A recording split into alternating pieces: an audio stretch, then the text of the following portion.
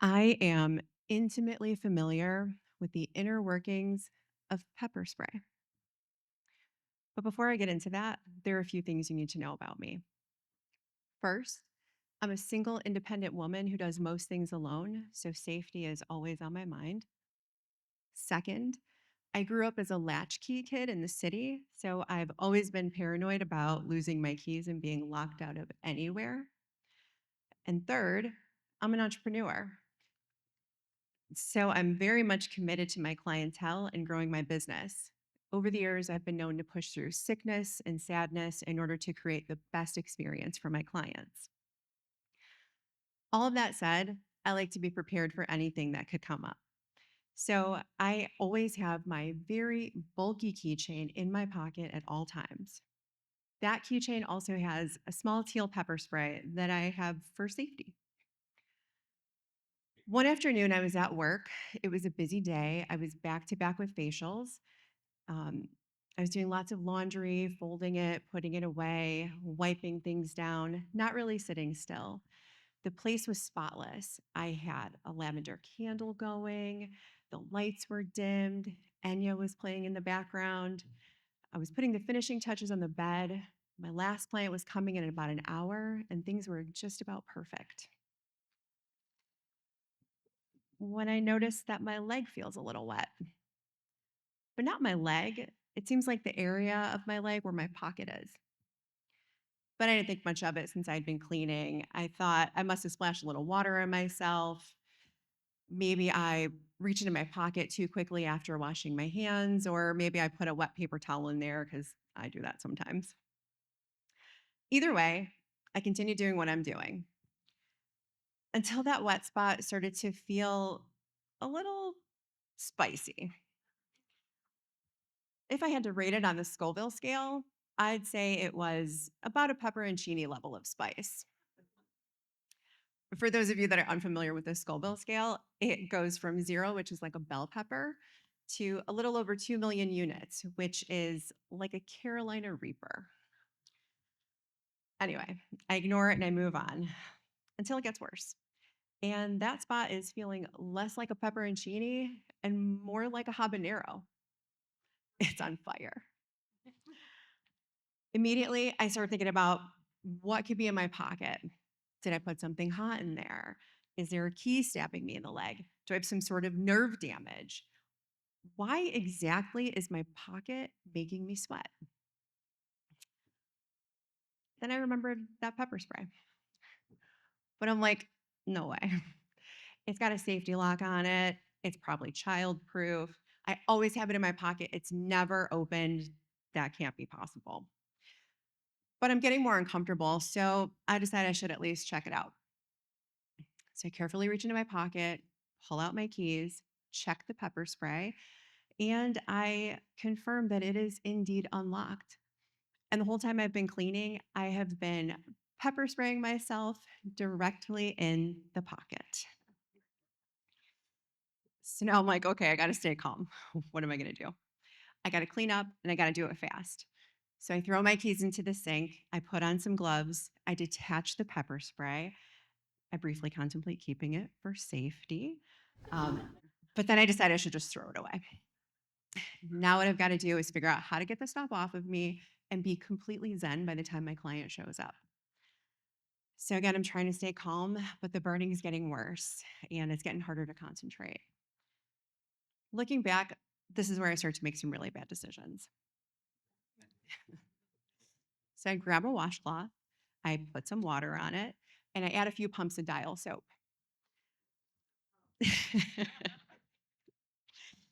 I start scrubbing at my skin.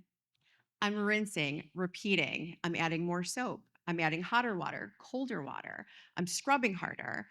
The more I scrub, the more it's starting to smell like pepper spray. And I can't tell if it's working because I'm starting to choke. Now I'm worried that my client's going to choke when she shows up. So I've got to get the place aired out. I zip up my pants, fling the door open, and I just start wiping things down with alcohol because I got to get rid of the smell, which is, by the way, not at all luxurious. So at this point, I decided it's fine. It's not a big deal. I'm just going to have to push through it and then I'll go home and figure out what to do. Except now I'm noticing that the burning is intensifying from ghost pepper and it's starting to travel toward my vagina.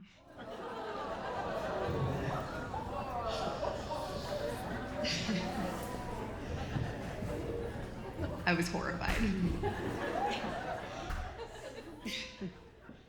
So now I'm thinking, what do I do? Why is it moving around? What do I do if it keeps going? If it makes it any further, I'm gonna have to go to the emergency room. How am I gonna explain this? I'm gonna walk into the emergency room, I'm gonna go up to the front desk, and I'm gonna have to explain that I've somehow managed to pepper spray my kuka.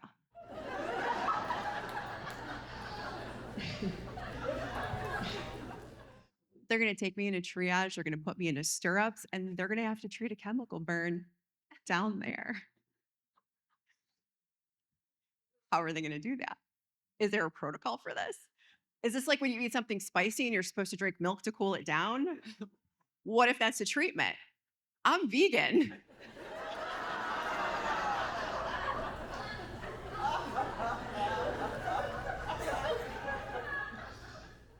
Do I ask for almond milk?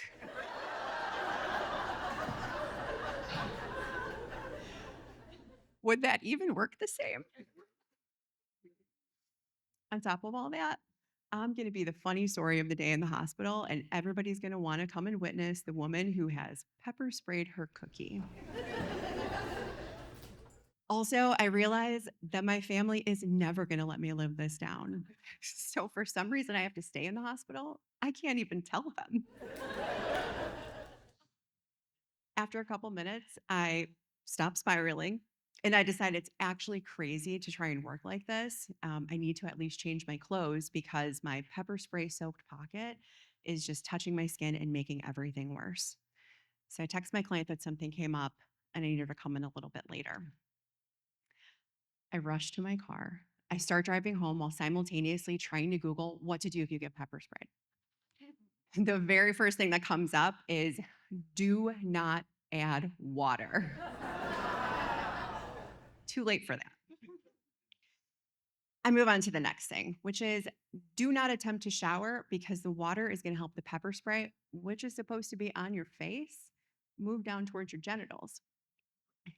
Great. Why didn't I look this up to begin with?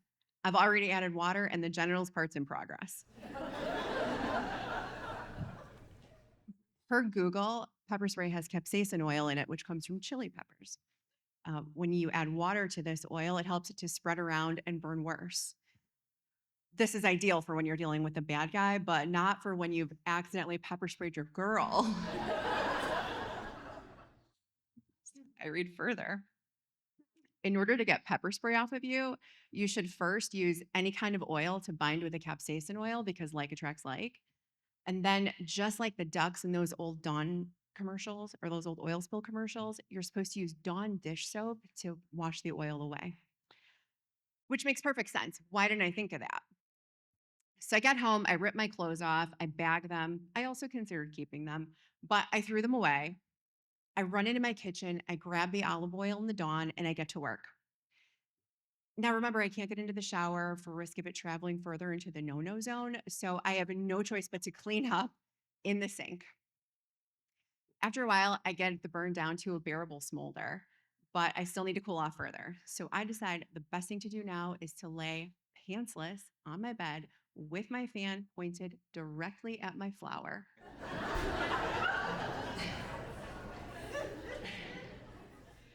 So I laid there for as long as I possibly could. And the whole time I was thinking, I'm never going to tell anybody about this.